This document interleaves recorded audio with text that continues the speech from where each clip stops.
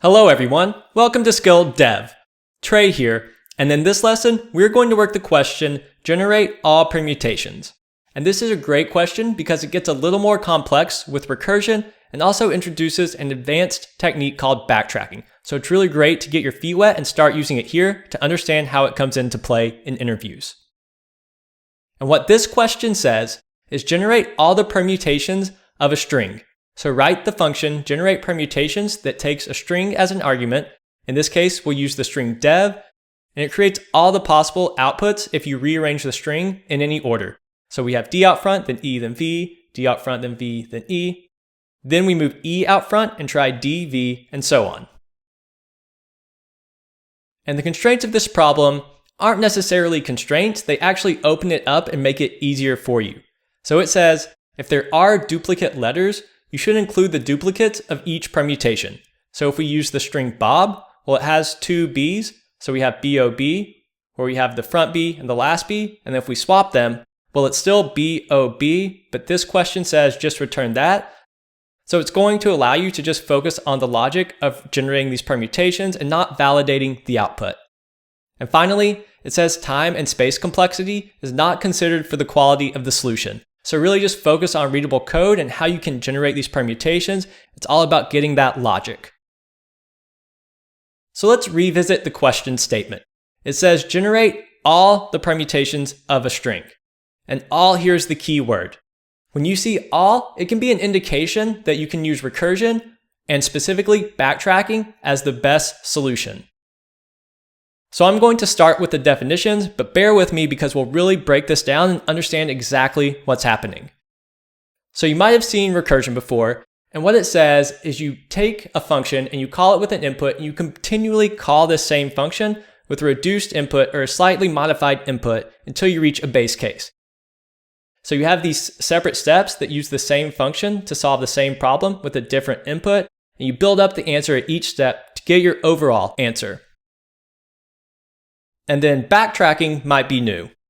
What backtracking says, according to Wikipedia, is it's a general algorithmic technique that considers searching every possible combination, so every possible combination, all answers, just like our all permutations, in order to solve a computational problem. So in plain English, what it says is you try all the possible answers. You go down each possible path to generate the output. And once you reach a terminating condition, which is you find a successful answer, or your answer has failed, or you reach a constraint that can allow you to no longer continue, well, then you rewind, you undo what you've been doing, you go back through the recursion call stack until you get back to a point where you could have made another decision. Then you make that decision and continue down each path until you finish. So if it's not immediately obvious why we're using recursion and backtracking, let's now dive into the data and you'll get a little more intuition. So if we call generate permutations with ODE, O-D-E, well, we put the O out front, then we have D, then we have E. So that's one possible answer. Then we keep the O out front. We've used D here, so now we put E. And then our only remaining string is D, so now we have O-E-D. Well, now that O is used with all these combinations, we put D out front, then we have O-E, and so on until we put every letter in every spot. So we're solving this problem where we put a letter and then we place the ones remaining after it in each spot until we have no letters remaining. We have this decision space, these number of letters we can choose from, that reduces each time. And you can really see this when you add another letter to the front. So instead of ode, we will use the word code.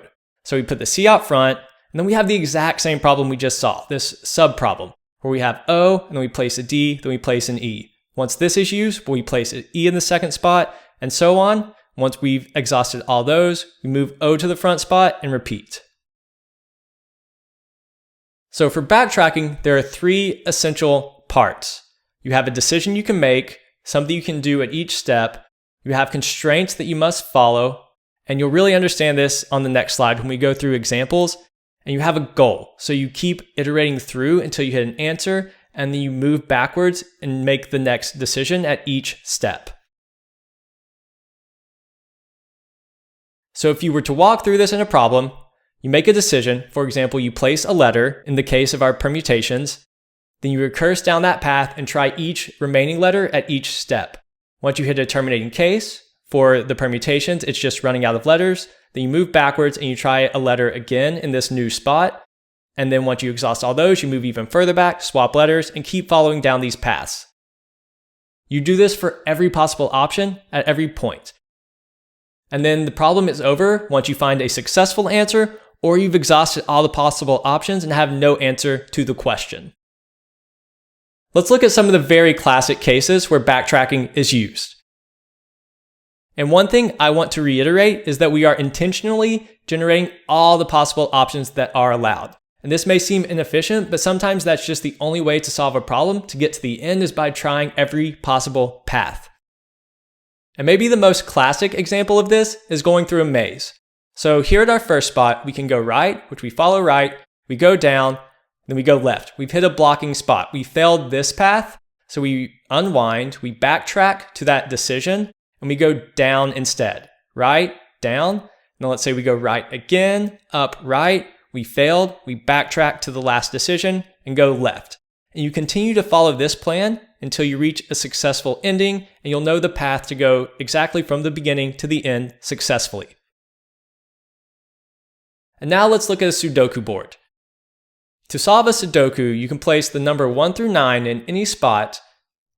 And to solve it successfully, you have all numbers 1 through 9 placed without a repeat in a row, a column, or a square.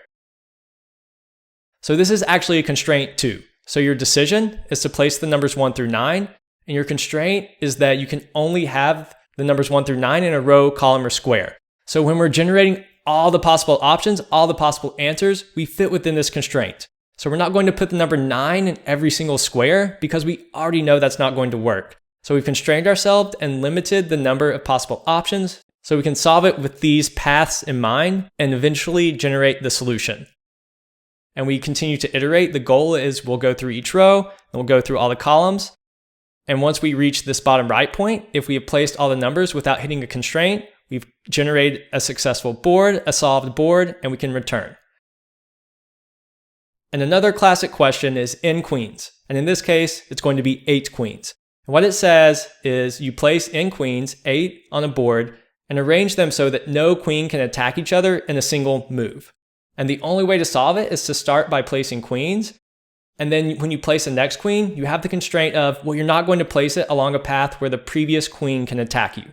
So you continue to place them in successful spots until you walk down a path that has no answer that a queen can be placed. And then you unwind back to a queen that has another decision, and then you place the spot again. And if you iterate through the board and have placed all 8 queens, you've solved the problem and you return. And now let's visualize n queens and Sudoku solver. For n queens, you place queens on the board in open spots that can't be attacked by other queens. You follow this constraint that they can only be placed in open, unattackable spots. You continue to iterate, and if you go down the path that has no spots that can be attacked, then you backtrack and make the next decision possible with the remaining queens. Once you go through all the queens, if you hit the end of the board, you placed all 8 successfully, you've hit your goal, and then you're done. For the Sudoku solver, your board starts with these red numbers. These are the base numbers of the starting board. You then try every possible combination of the Sudoku board until you reach the end. So watching this, you see you follow constraints. You only place the numbers 1 through 9, not repeating on the board. If you hit a board that can't place any additional numbers, you backtrack to a previous time when you had another decision, and you keep trying all the remaining possibilities. Once you reach the end of the board, the Sudoku is solved and you're done. And now let's view generating permutations through the lens of backtracking. What it says first is that we have a decision to make. At every point, we try a new letter in each free spot. So we want to try all the letters and all the spots in every single combination. The constraints on this question are very light. They're actually almost unconstrained. And they say we want to generate all strings for all possible letter combinations, even if it produces duplicates. So we don't have to worry about filtering or anything. We just return all the possible string combinations based on the input. And finally, the goal. We try each letter option at each spot and then reduce our decision space by that letter and pass the remaining letters to our recursive function. Once we hit our base case, one of our goals, then we start to backtrack and then try the other letters. Our other goal is to exhaust all the options at every space. Once we follow all the paths hitting the base cases and then trying each letter at each spot along the way, we're finished and can return all the combinations of our string. So this slide is a lot, but we're going to walk through it and you'll really see what's happening with backtracking step by step. So we have the input string code. It's 4 letters, so there's going to be 4 total options. The decision options at the beginning are just C, O, D, E, all the letters. So let's take C in the first spot. We use that from our decision space, and once it's used, we only have O, D, E left, which we pass to the next recursive call. We take O in the second spot, and once that's used from our decision space, we only have D and E remaining, which we pass to the next recursive call. We place D in the third spot, and finally we have E remaining, which we place in the last spot. And that's our base case. We've run out of letters, so we unwind. So in this third spot, we've already used D, so we place E. Our remaining letter is D. We pass it to the recursive function. It's our base case. We put D at the end, and then we unwind again. We've used both letters already in the third spot, so we unwind again our decision space where we haven't used all the letters. Once we hit here, we have O, D, E remaining. We place the second spot with D because we've already used O in the second spot. Then now we pass O and E to the ones remaining. And then this just repeats the process. We would use O and E in the third and fourth, and then unwind, and we would iterate through all the letters in this manner. So if we view this as recursive functions, we would pass generate permutations the word code. It would use C in the first spot, pass ODE to the function, pass DE to the function, pass E to the function. You hit a base case, you unwind, then you pass D, unwind again. You've used all the options, and now you use D in the second spot and pass O and E. So we continually just use a letter in a spot and then pass the remaining letters to our recursive call until we hit a base case. And once you do this for all the letters, once you repeat this logic enough times, it builds your solution.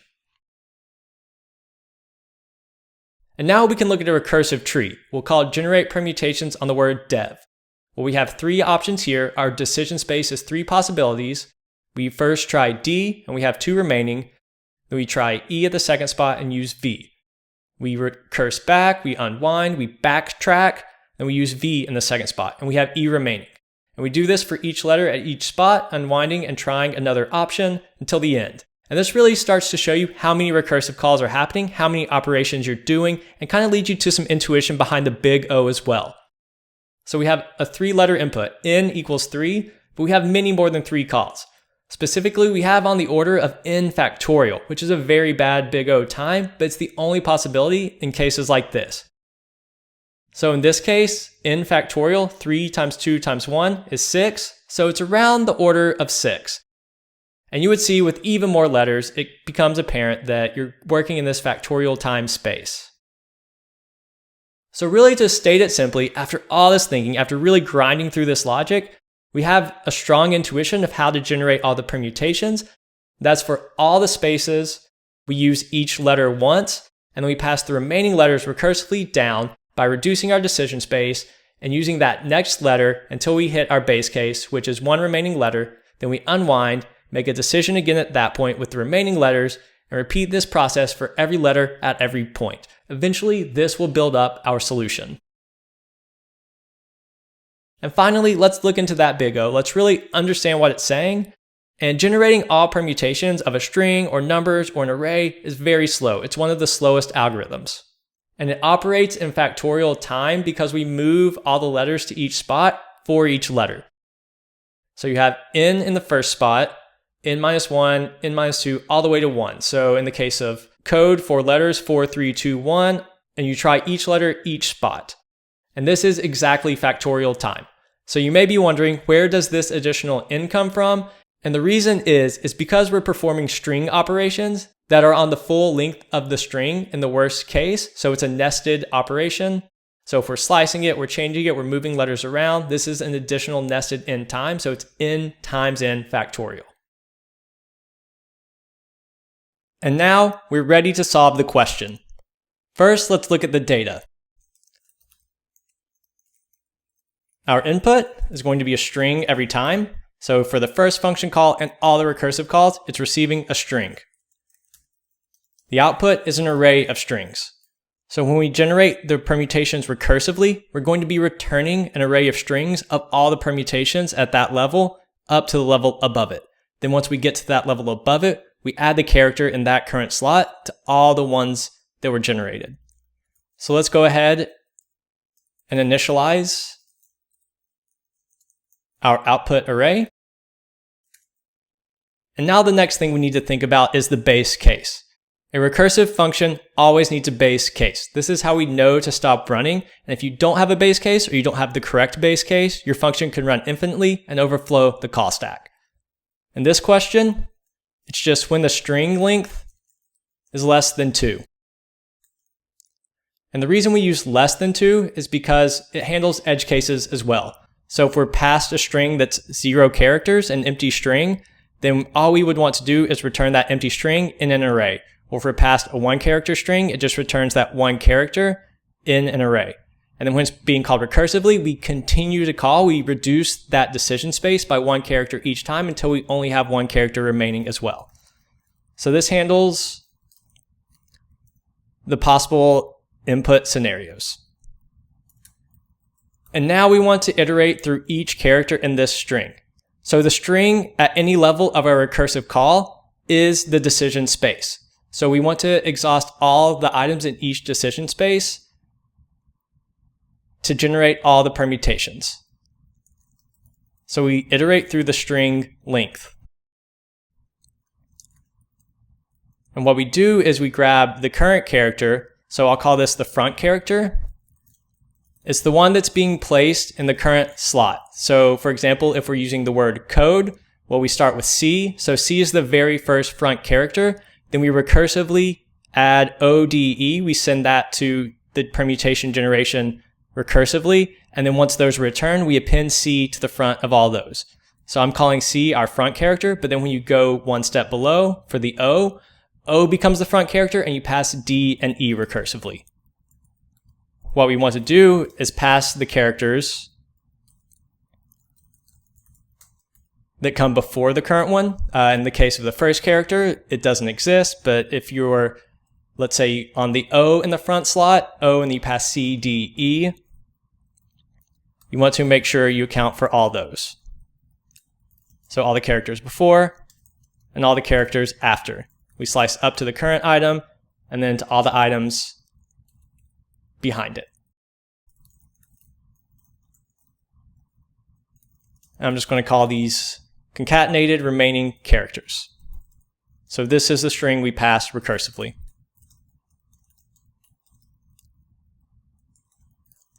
And then now our recursive case, our remaining permutations, all the permutations we generate at the recursive calls. So we keep solving this subproblem. We get the current character and we pass all the remaining characters below it. And we do this for each character in the current decision space. So this is going to be an array of strings. So what we do is we have all the recursive